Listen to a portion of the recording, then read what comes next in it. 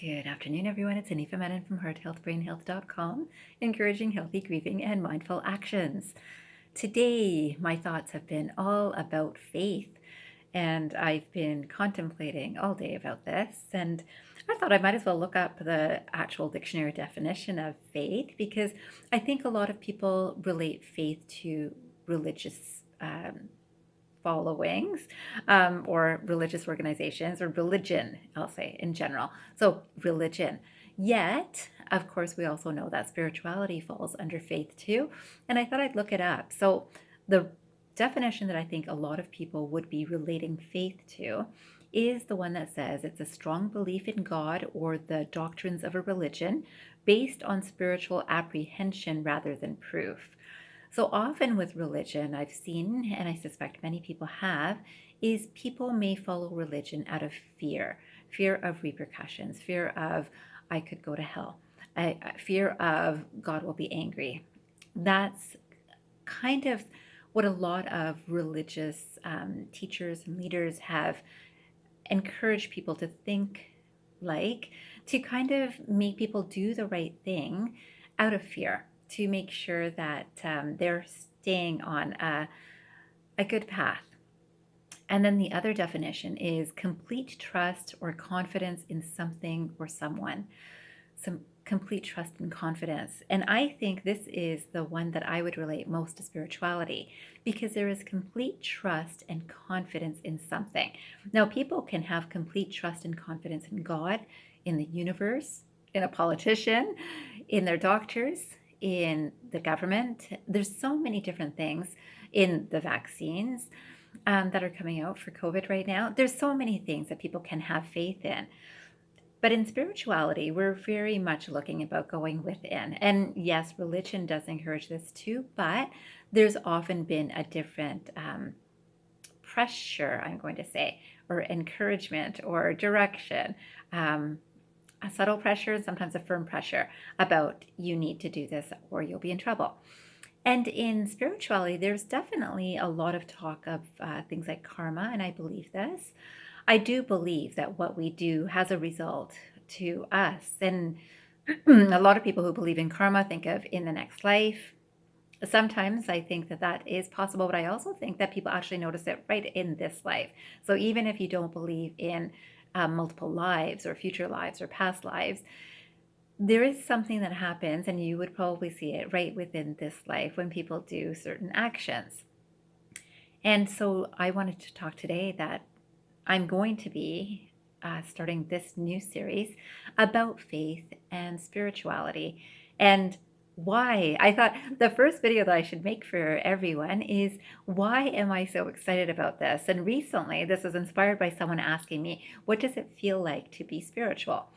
And I loved the question because it is not explainable by words. And I can easily tell you that anyone who has followed whichever path in promoting their own personal spirituality to go within themselves, to really understand themselves and then understand the world around them, has had a similar experience. You will find that people are not able to put it into words easily. Poets have written about things, philosophers have written about things, and they all kind of point at particular directions, but there are no words that define or can explain the experience of feeling connected spiritually. So I found this wonderful quotation, and it's by Pablo Picasso, and he says, "There is only one way to see things until someone shows us how to look at them with different eyes. There is only one way to see things until someone shows us how to look at them with different eyes." And I believe that's what's happened for me. I know I went through an awakening, a transformation that has helped me see from different eyes. And all spiritual development is about looking at things from different eyes. Now, even if we look at psychology, we can think about, excuse me, the eyes of perception, right? So we can think about a person is looking at things in a particular perspective, and if we get them to change their perspective a little bit, they can suddenly see things in a completely different way. And this is the same idea in terms of spirituality, is seeing the exact same things in a completely different way. I found this other quotation by Thomas Aquinas that I wanted to share with you too.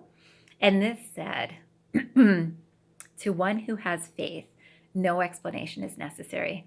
To one without faith, no explanation is possible. And I have to say that's true. Even if someone is embarking on a spiritual journey, even if you are interested in moving in this direction, that open minded curiosity is what makes all the difference.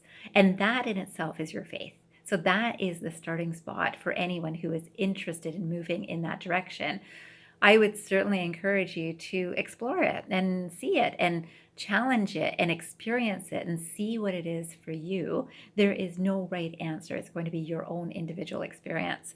And I have to tell you, it is fabulous. It's just so beautiful, the things that we can see from these spiritual eyes. And do you know that when we're working on the chakra system, so you might have seen my videos that are about all of the chakras. And when we get to the third eye, this is the area that is connecting the universe's wisdom with our own intelligence. So it does take our own intelligence and our thoughts that combines with thoughts, we'll say, that are coming, or energy that's coming from the universe to us to see from a different eye. This is why this is called the third eye. It is a much deeper, much more expansive space to see anything from. And I would strongly encourage it. And like I said, this is going to be the beginning of a series of videos that I'm going to be making about this. Some of you might know that I'm also starting a course to teach people about how to do this and how to work with this individually for you. And this will be group related, of course, but your own experience is your own experience. I am only here to guide. I used to say to my clients all the time, Hanifa can guide, but you must decide. And I still believe that today. So whatever you do with the information that you learn from me or anyone else is up to you.